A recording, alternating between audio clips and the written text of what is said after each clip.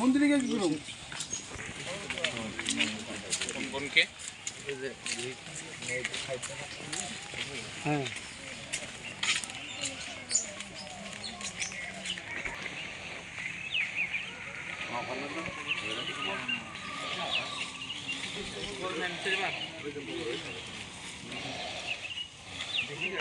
সমস্যা নাই।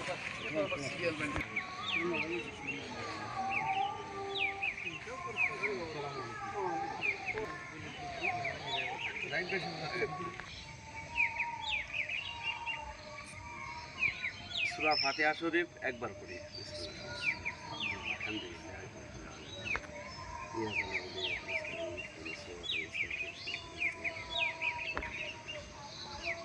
সূরা ইখলাস কুল হু আল্লাহু সূরা 3 বার পড়ি। বিসমিল্লাহ।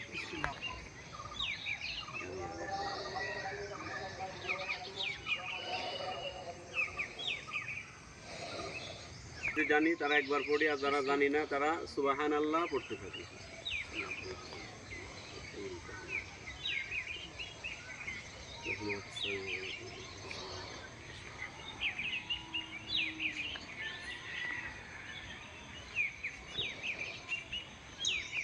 ربنا ظلمنا أنفسنا وإن لم تغفر لنا وترحمنا لنكونن من الخاسرين.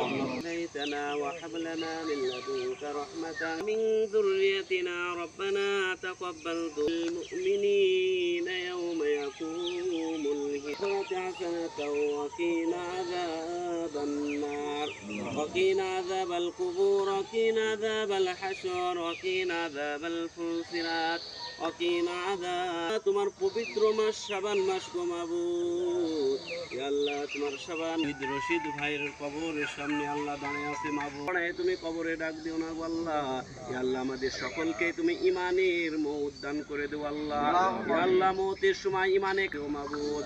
রব্বির রহমহুমা কামা রব্বায়ানি সগীরা রব্বির রহমহুমা কানি সগীরা سبحان ربك رب العزة عما يصفون وسلام على المرسلين الحمد لله رب العالمين كلمة لا إله إلا الله محمد رسول الله.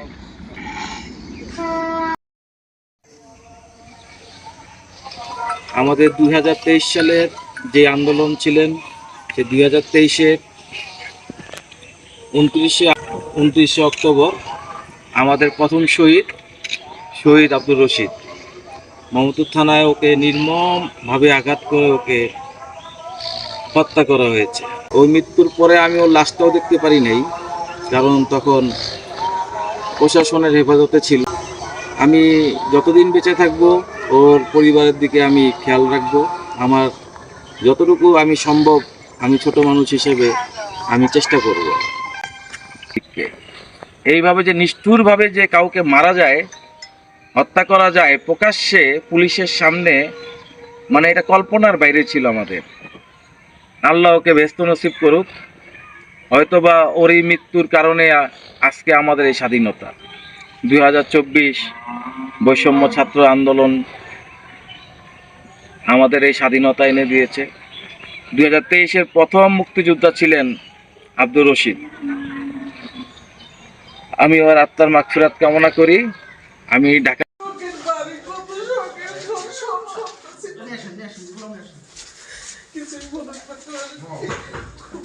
আপনাদের জন্য করে দিয়ে গেছে না মুক্তিযুদ্ধের মা। আপনি তো আসলে মুক্তিযুদ্ধের মা, আপনি জানেন? হ্যাঁ।